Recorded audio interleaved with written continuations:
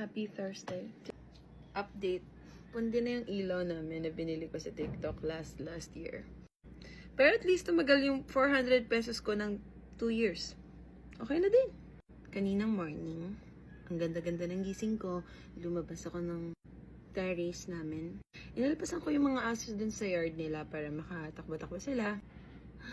Si Mojo, may pagtaka sa yard. At nagtatakbo, buti na lang kamo ay may mga tao doon sa labas at tinulungan akong hulihin ang 2 golden retriever na tumakas. As a result, merong galos sa aking legs. Pupunta kami ni Alot sa gym.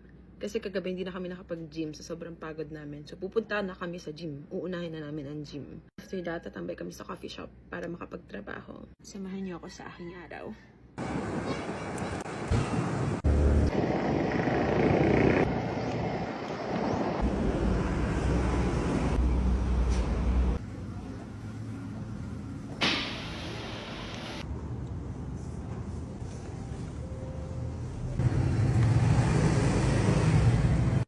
Hindi ako masyado nakapag-video today.